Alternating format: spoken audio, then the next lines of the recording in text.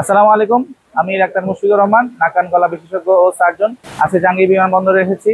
মূলত টাঙ্গী general hospital, যেটা বিশ্ববিখ্যাত একটি হসপিটাল, সেখানে নাক কান গলা বিষয়ক নাকের সাইনাস সার্জারি নিয়ে উচ্চতর প্রশিক্ষণ, সর্বাধুনিক বিশ্বের সর্বাধুনিক নাক না কেটে এন্ডোস্কোপের মাধ্যমে অপারেশনের হাতে কলমে প্রশিক্ষণের জন্য এই প্রশিক্ষণটি কমপ্লিট করে আজকে আমরা ঢাকার উদ্দেশ্যে রওনা দিব। তার আগে আমরা নাক কান গলার সাইনাস সার্জারি বা নাকের সার্জারি সম্বন্ধে কিছু কথা বলবো। অলরেডি আমরা নাকের সাইনাসের ঘরোয়া টিপস বিষয়ক একটি ভিডিও আমরা দিয়েছি, যেটা আমরা কমেন্ট বক্সে পাবেন। আর একটি নাকের সাইনাসের আধুনিক চিকিৎসা সম্পর্কেও একটি ভিডিও আমরা দিয়েছি, যেটাও কমেন্ট বক্সে লিঙ্ক পেয়ে যাবেন আপনারা। আজকে আমরা যেটা আলোচনা করব ছোট করে, সেটা হচ্ছে নাক কান গলা অপারেশনের পরে কি কি নিয়ম কানুন মেনে চলতে হয়, জরুরি যে নিয়ম কানুনগুলো মেনে চলতে হয় সেগুলো বলবো, এবং কি কি কাজ করা যাবে না সেগুলো আমরা বলবো। এবং অনেকেই প্রশ্ন করে নাক অপারেশনের পরবর্তীতে গোসল করা যাবে কিনা, কি কি খাওয়া যাবে, সেগুলো নিয়ে কোশ্চেন করে। এবং কতদিন পরে কাজ করতে পারবো কিনা, সেগুলো নিয়ে প্রশ্ন করে। আশা করি এই ভিডিওর মাধ্যমে সবগুলা প্রশ্নের উত্তরই আপনারা পেয়ে যাবেন। শেষ পর্যন্ত আমাদের সাথে থাকুন। তো প্রথমে আমরা শুরু করি যে নাক কান গলার কমন কি কি অপারেশন হয়। আমরা জানি যে নাক কান গলার নাকের হাড় বাঁকার অপারেশন, যেমন সেপ্টোপ্লাস্টি বা এসএমআর অপারেশন হয়ে থাকে কমনলি। এছাড়া নাকের সৌন্দর্য বৃদ্ধির যে অপারেশনগুলো, যেমন রাইনোপ্লাস্টিও হয়ে থাকে। নাকের সাইনাস সার্জারি, নাকের টিউমার এবং নাকের পলিপের অপারেশন হয়ে থাকে, যেটাকে আমরা বলি এন্ডোস্কোপিক সাইনাস সার্জারি বা ফেস সার্জারি। যেটা শেখার জন্য আজকে আমরা সিঙ্গাপুরে এসেছিলাম, সিঙ্গাপুর টাঙ্গী জেনারেল হসপিটালে। তো অপারেশন পরবর্তীতে আসলে অনেকগুলো নিয়ম কানুন আপনাদের মেনে চলতে হবে। এর মধ্যে প্রথম নিয়ম কানুন হচ্ছে নিয়মিত অপারেশন পরবর্তীতে আমরা যে অ্যান্টিবায়োটিক, অ্যান্টিহিস্টামিন দিয়েছি, সেই অ্যান্টিবায়োটিকগুলা নিয়মিত মেনে চলতে হবে, খেতে হবে।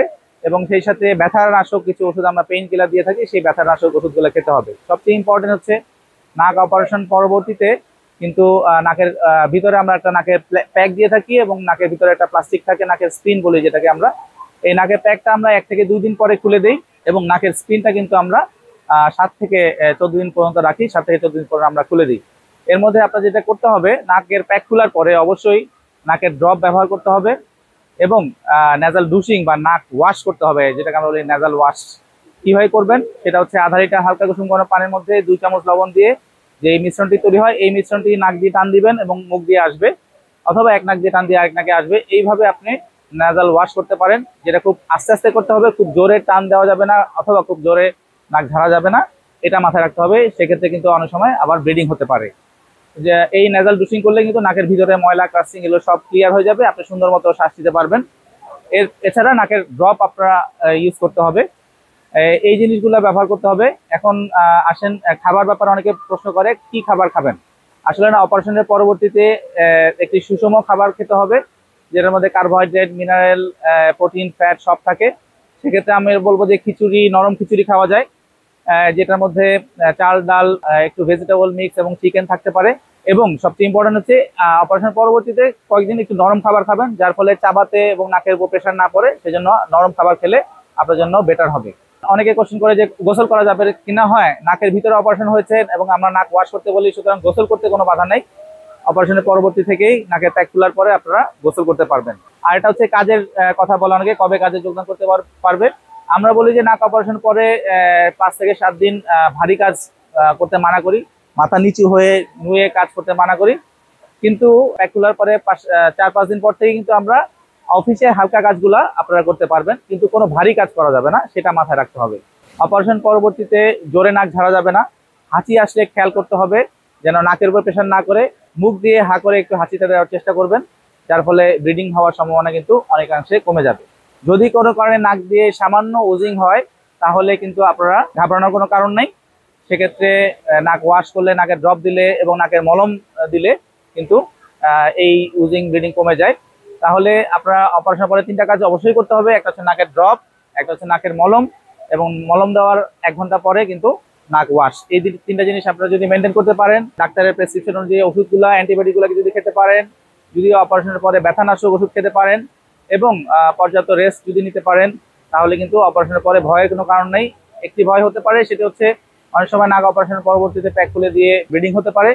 ব্লিডিং হলে সাথে সাথে ডাক্তারের শরণাপন্ন হতে হবে। যে সার্জন আপনারা অপারেশন করেছে, সেই সার্জনের অবশ্যই শরণাপন্ন হবেন। একটা জিনিস মনে রাখতে হবে যে নাক অপারেশন পরবর্তীতে যদি কারো প্রেশার থাকে, কারো যদি ডায়াবেটিস থাকে, অবশ্যই প্রেশারের ওষুধ এবং ডায়াবেটিস ওষুধ খেতে হবে।